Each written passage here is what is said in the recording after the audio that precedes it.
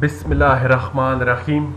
Dear student, it's me Dr. Mansoor Khan, Assistant Professor, Department of Chemistry, Kohat University of Science and Technology. The course which was assigned to me, Environmental Chemistry 2, with a course code 362, and today I am going to deliver my 26th lecture, which is based on soil pollution. What is a pollution? Life on earth exists in a very delicate balance. Any imbalance in this ecosystem due to environmental pollution result in contamination. Pollution became a popular issue after World War II. Pollution date back all the way to the prehistoric time when man first started to create fires. Main types of pollution include soil pollution, the presence of materials in the soil which are harmful to the living beings when they cross their threshold concentration levels. Water pollution, the contamination of water bodies caused by human activities which can be harmful to organisms and plants which live in these water bodies. Air pollution, which is the most important one, the condition in which air is contaminated by foreign substances or the substances themselves. Noise pollution include environmental noise as from vehicles or machinery that is annoying, distracting or physically harmful. Other type of pollution include radioactive pollutions, materials that emit radio energy in the form of alpha, beta or gamma particles or rays cause pollutions.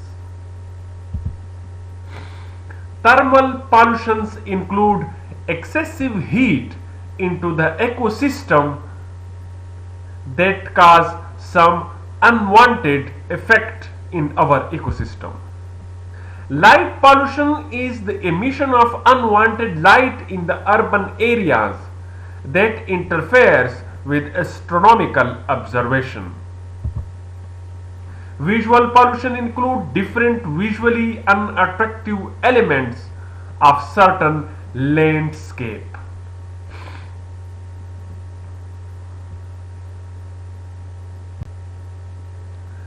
Now, soil pollution, soil contamination or soil pollution is caused by the presence of xenobiotic, human man-made chemicals or other alteration in the natural soil environment.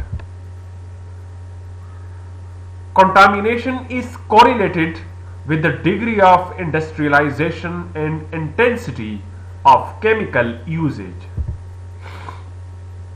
In North America and Western Europe, that the extent of contaminated land is best known.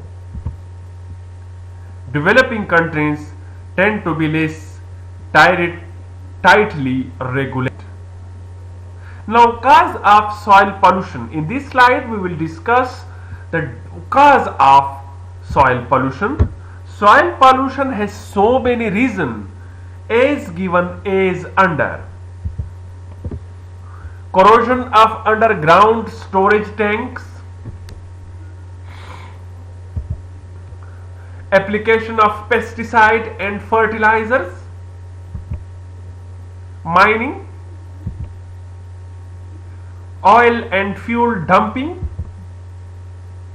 disposal of coal ash, leaching from landfills, direct discharge industrial wastes to the soil, drainage of contaminated surface water into the soil.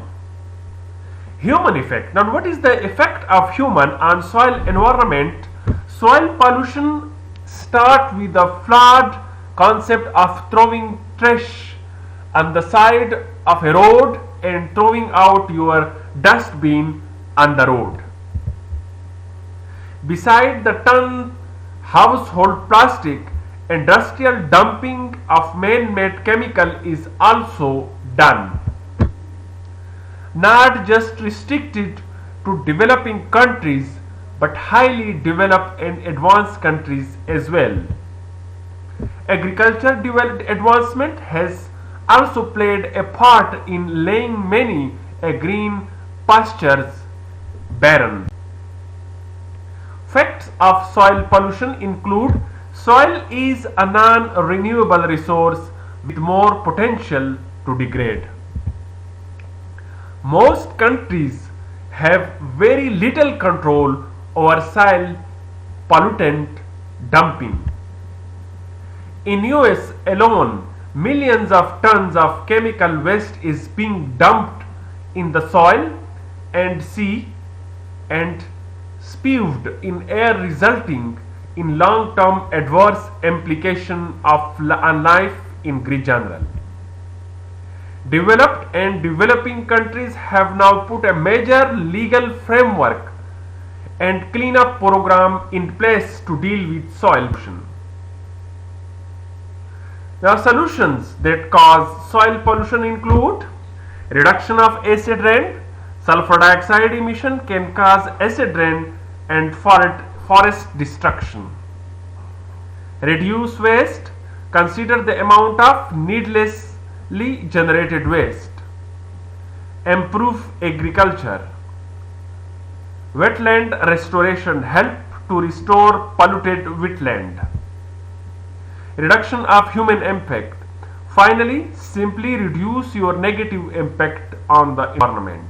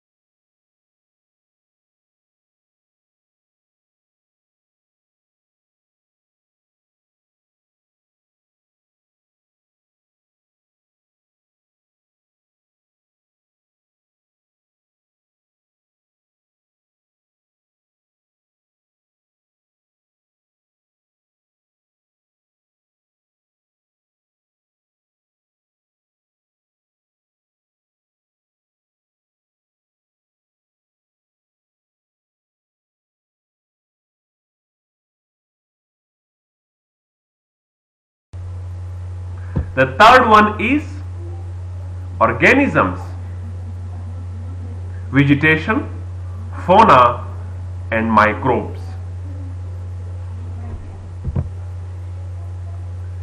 Organisms influencing soil development range from microscopic bacteria to large animal including man.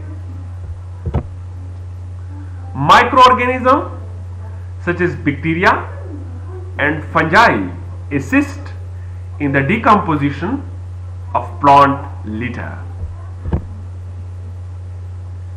This litter is mixed into the soil by microorganisms, also known as soil animals such as worms and beetles.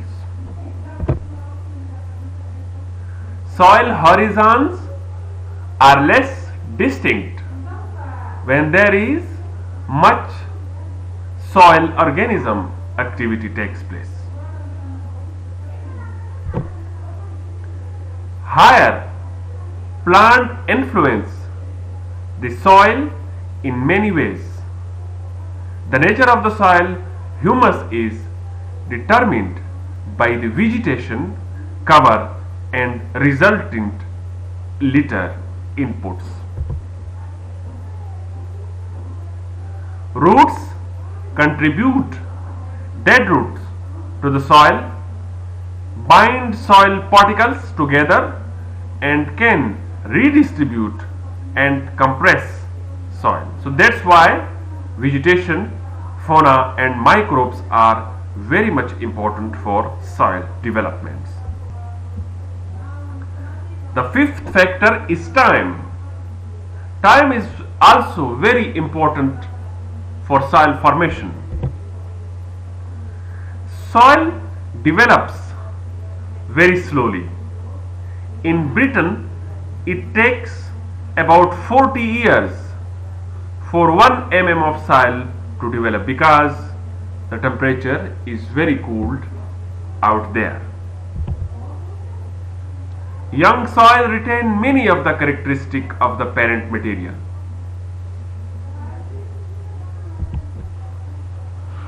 Over time, they acquire other features resulting from the addition of organic matter and the activity of organisms. The soils of Britain are relatively young because they are largely post-glacial. They pass through a number of stages as they develop, resulting in a deep profile with many will differentiate horizons.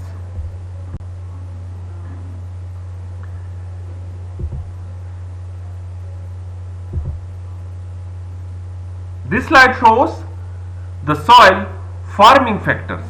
Now the soil forming factors are different and can be divided into the following 5 categories. The first one is weathering, second one is decomposition and humification, third one is leaching, fourth one is translocation, and finally capillary action. The first one is weathering. This refers to the breakdown and decomposition of rock and mineral by factors including air, water, sun, and frost. Physical weathering involves continual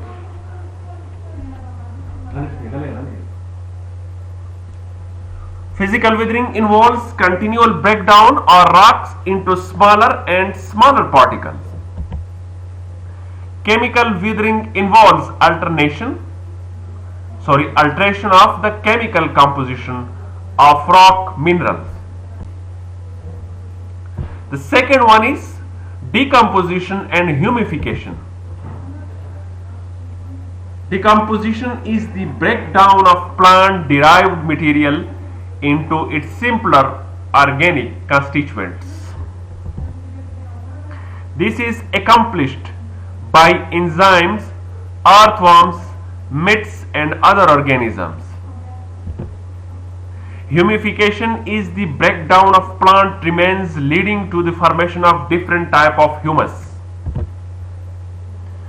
Mole humus develops under the deciduous woodland, where base-rich plant remains are actively broken down by a prolific soil biota. Moderate humus is intermediate between moor and mole. Moor humus usually develops beneath conifers, woodland, or heather woodland under cool, wet climatic condition. The third one is capillary action. Where evaporation exceeds precipitation, moisture moves upward within the soil profile by capillary action.